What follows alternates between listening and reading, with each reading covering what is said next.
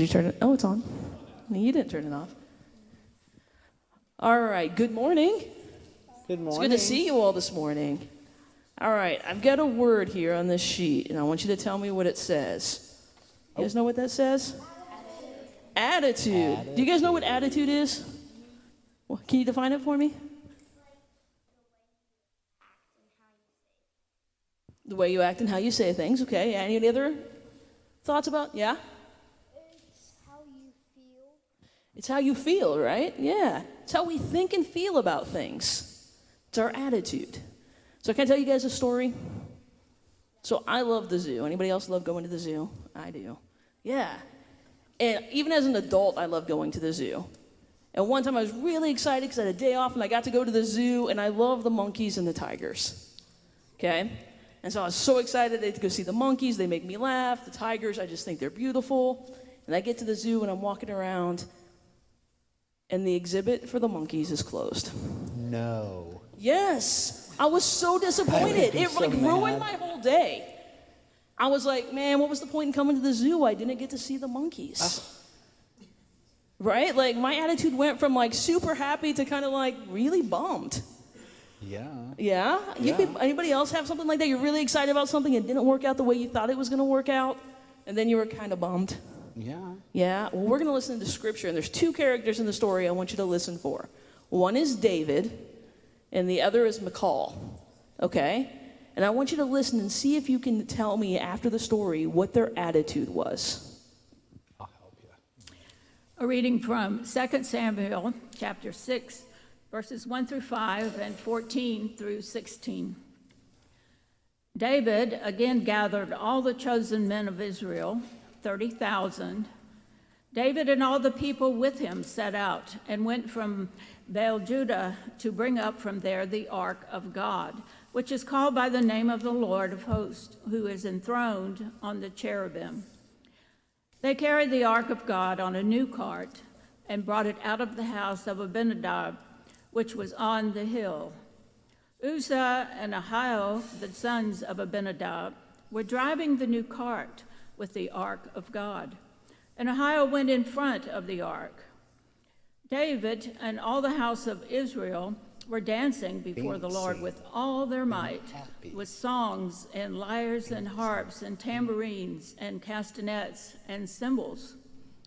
David danced before the Lord with all his might. David was girded with a linen ephod. So David and all the house of Israel brought up the ark of the Lord with shouting and with the sound of the trumpet. As the ark of the Lord came into the city of David, Michal, daughter of Saul, looked out the window and saw King David leaping and dancing before the Lord, and she despised him in her heart. Hear what the Spirit is saying to the church. Thanks be to God. All right, did you catch it? What was David's attitude? Dance. Happy, right? What was he doing? He was dancing, right? And what about Michal? It was at the end. Did you catch it? She despised him. She was upset. She was angry. She's kind of sad, right? Now, this ark that they're talking about that they have with them is like the symbol that God is with them. It should be a happy time. But Michal's attitude kept her from being grateful. Just like when I was at the zoo, my attitude kept me from being grateful. And as the kids in the first service said, they'd be like, Heather, you could have been grateful because you still saw the tigers. I was like, that's true, right? I don't know. What do you think? My attitude needed to change so that I could have gratitude for all the things God had already given me. And so sometimes when things don't go our way, we want to have a really bad attitude, but we have a choice to have a good attitude and to be grateful for the things that we do have and to remember that God is with us. All right? That's pretty cool. So if we can try that this week, I know I worked really hard on the prop, guys, I'm just saying. So let's try to have that attitude this week. And if you're going to go to Children's Church, can you follow Miss Haveley here? And we'll go upstairs and we'll do a little gratitude. So 50 years ago, this fall, I concocted what I call the Great Football Ticket glove scam. And I did it at Memorial Stadium in Lincoln, Nebraska. My brother Jeff was a first-year student at Nebraska, and he was attending Nebraska on a gymnastics scholarship. And I was in 9th grade. And because Jeff was a student athlete at Nebraska, he got in free to all the football games because he was down on the field doing his gymnastics kind of stuff, which meant he had two tickets. One that he got free as a gymnast, and then he purchased a second ticket as a student. And so guess who that fall used his student ticket? And so each football Saturday in 1969, as a 9th grader, I would find a way to dress up as a college student. Back in 1969, that wasn't hard, because all you had to do is have some long hair and look like a mess. And I could do that. And just walk in quickly. And back then in 1969, your student ID served as your ticket. And 50 years ago, there wasn't such a thing as pictures on your ID. I mean, things were fairly simple back in 1969. And so you just show your ID, you walk through the gate, and you're in. You're in. And then I would calmly walk up the stairs in the East Stadium, and I'd go to the top of the East Stadium, and I'd stand at the very top row, and I'd look down, and I'd look for my friends who were standing outside the gate. And I'd find my friends, I'd take a glove, I'd put my ID in the glove, and I'd drop it down to them.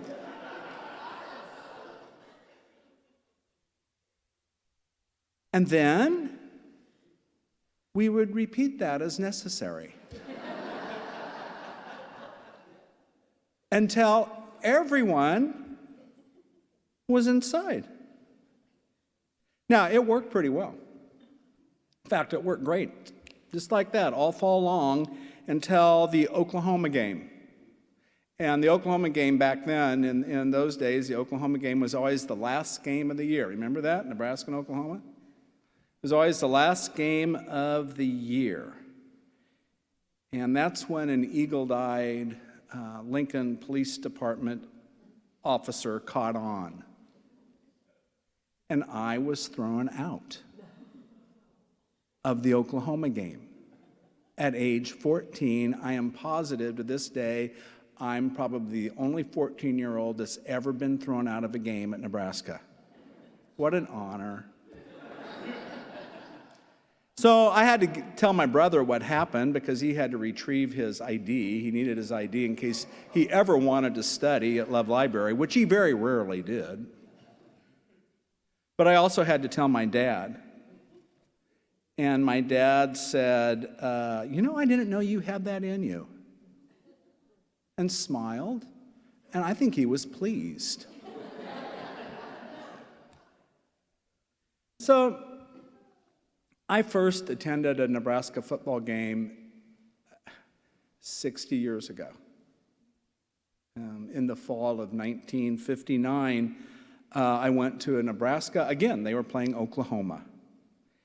And as a child growing up, and then later as an adult, in between, I either snuck in or used my student ticket. But as a child growing up, and then later as an adult, I would always sit with my dad and my mom in the East Stadium balcony. And I always sat to the right of my dad. He always gave me the ticket to his right because he didn't want to talk to the people to his right. So I was the buffer. That went on for years. They're still there, by the way. That went on for years. I cannot begin to tell you all of the great memories I have of sitting with my parents in the East Stadium balcony at Nebraska. Even in defeat, even those times when Oklahoma would cheat and we'd get beat, even in defeat, it was great memories. But none of this prepared me for what happened to me a few weeks ago when I went back up to Lincoln to go to a game. I last attended a game in 2016. I went with my mother then. She was still able, on her birthday weekend in September. It was her birthday weekend. And my dad couldn't go that day. He wasn't feeling well, and 2 months later, he would pass away. And so now on this particular Saturday, I had returned to Memorial Stadium. And you know, I can get emotional. I can get emotional, and emotions can hit me, but I'm not a crier. I don't cry much. I really don't. But all of a sudden, I'm sitting there, and it's like, oh my gosh. You ever had that happen to you? It's like, oh, where's this coming from? You know, and I sensed that it wasn't about football, although there are a lot of people crying about Nebraska football this fall.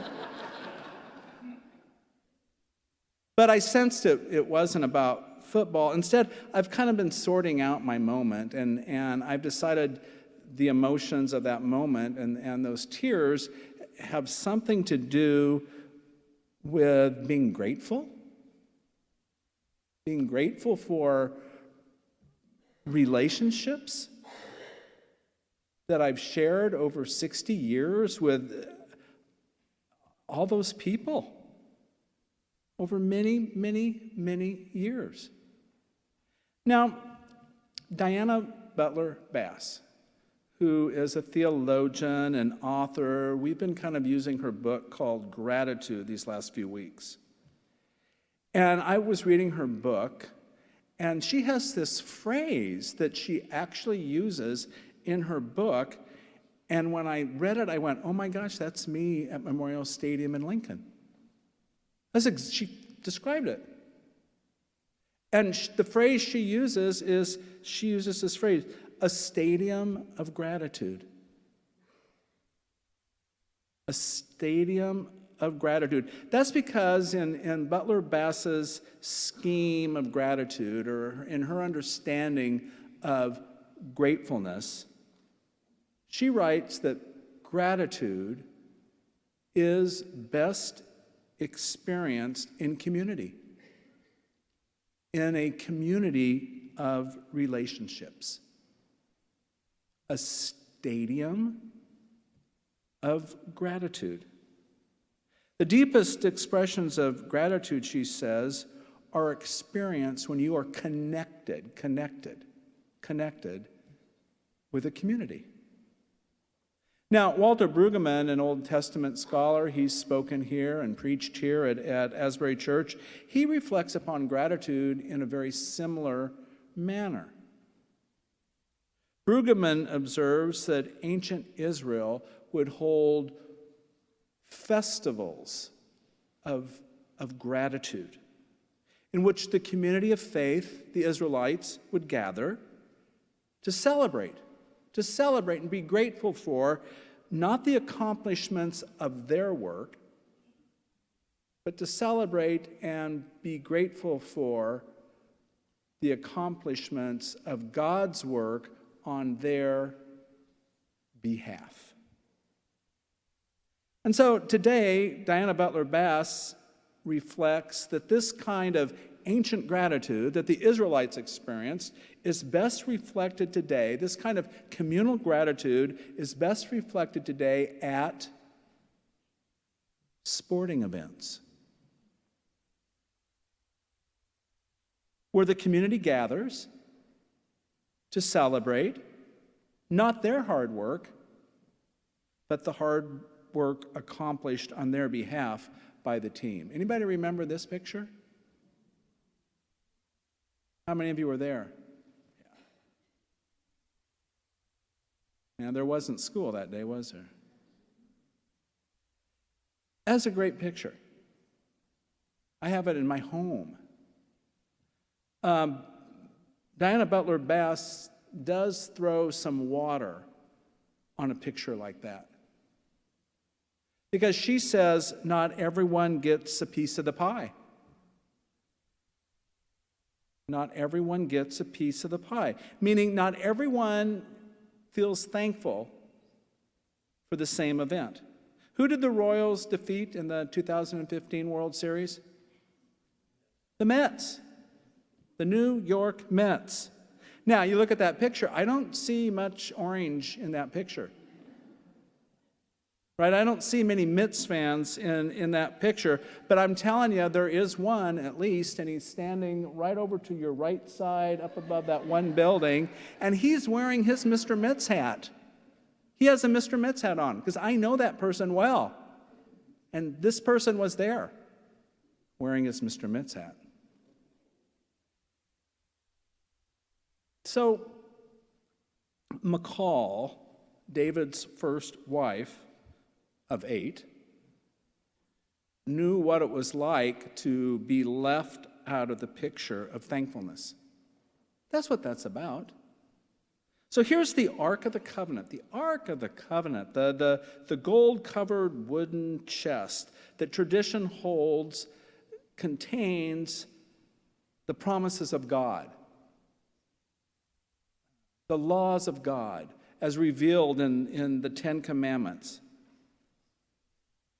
The same ark that the Israelites carried on their 40-year journey through the wilderness that led them, the same ark that had brought them into this land of milk and honey, this ark had been captured by the enemy.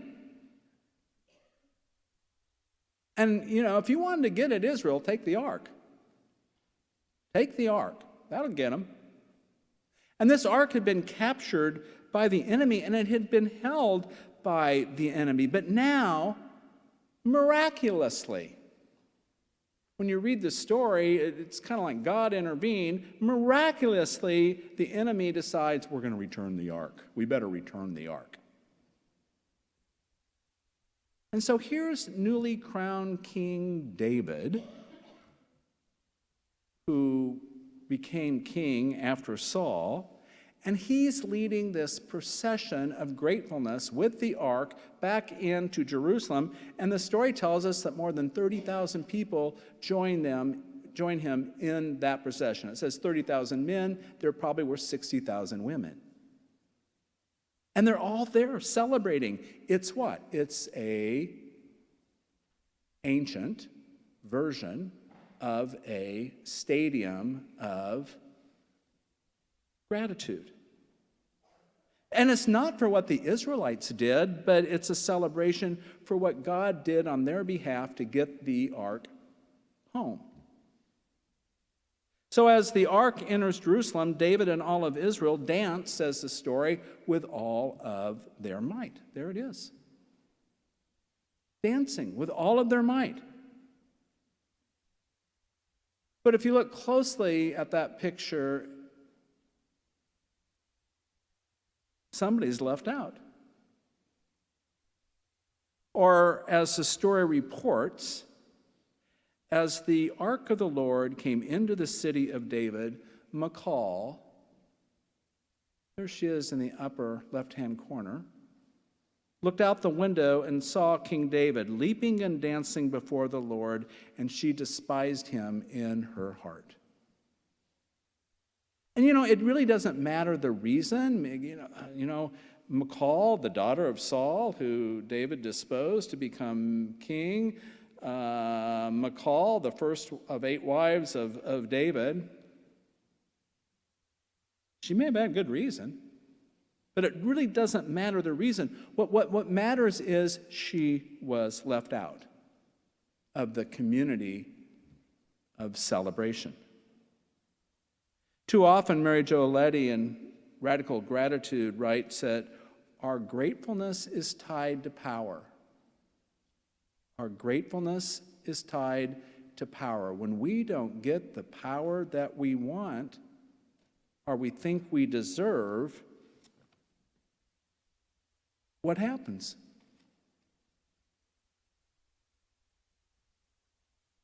What happens when stadium gratitude is only predicated upon winning?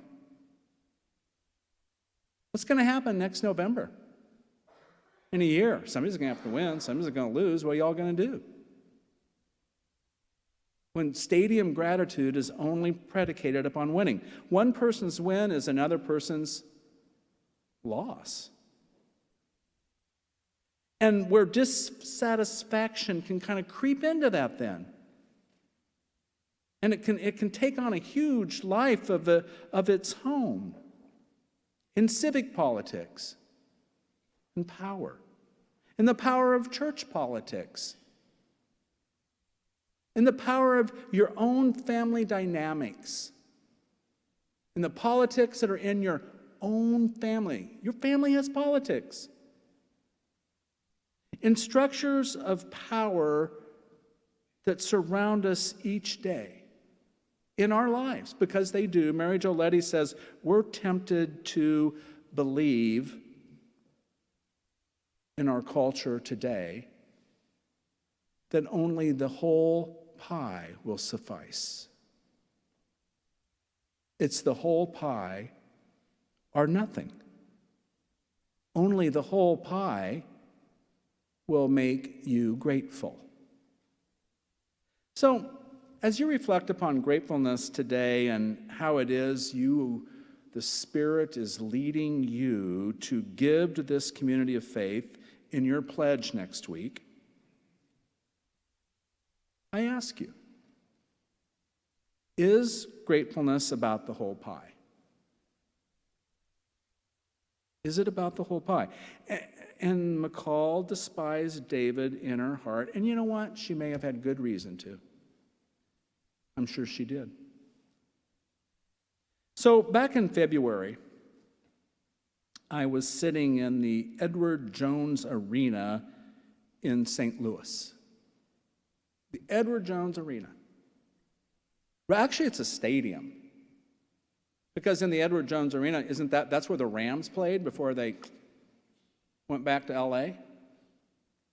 And I've been to the Edward Jones Arena before. Back in 2005, I sat with Deb Vest and I watched, what's his name? We don't speak his name here. Win the NCAA National Championship with North Carolina. Roy Williams.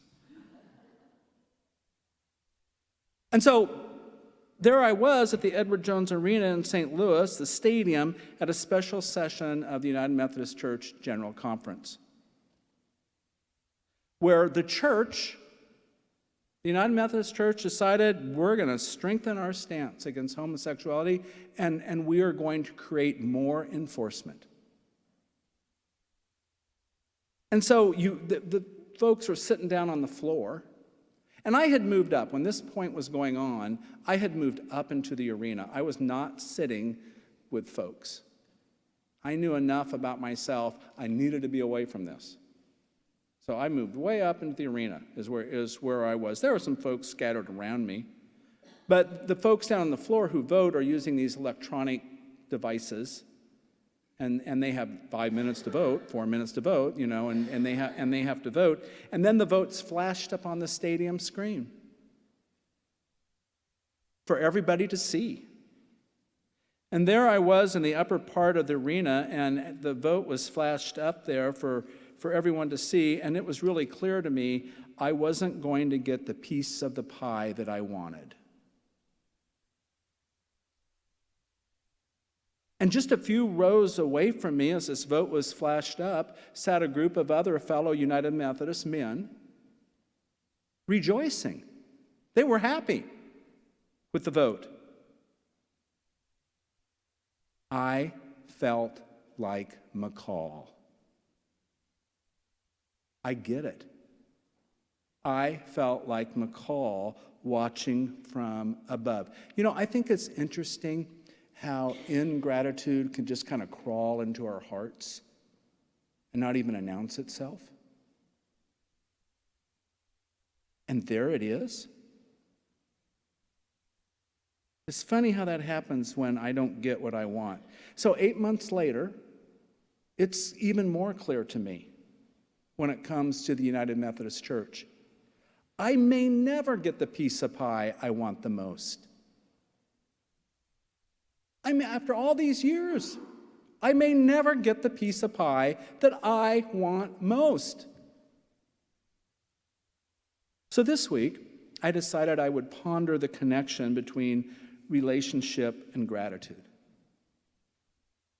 I decided I would think about community and gratefulness.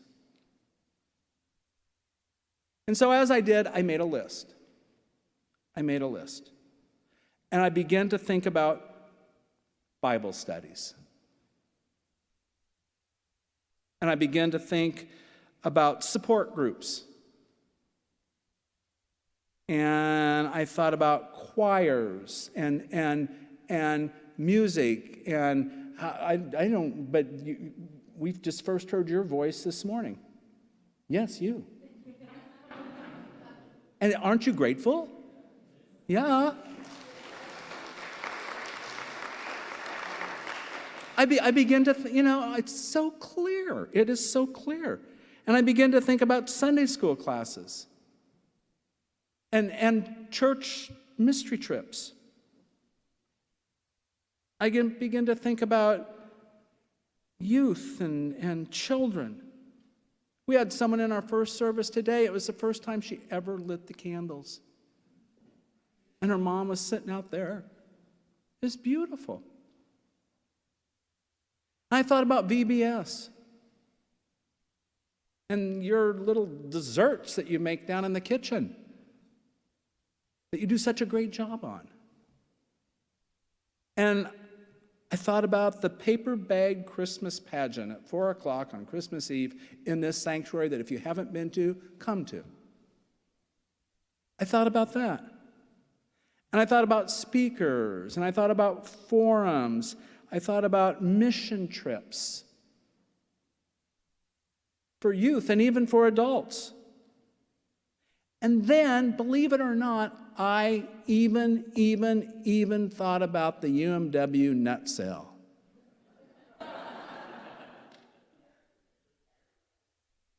And then it wasn't a big leap to think about Soup Fest. And then it occurred to me as I make my list, I may not have the piece of pie I want most. And I may never get it. But I have the piece of pie I need most. And it's called Asbury. And it is not of my doing. It is of God's doing.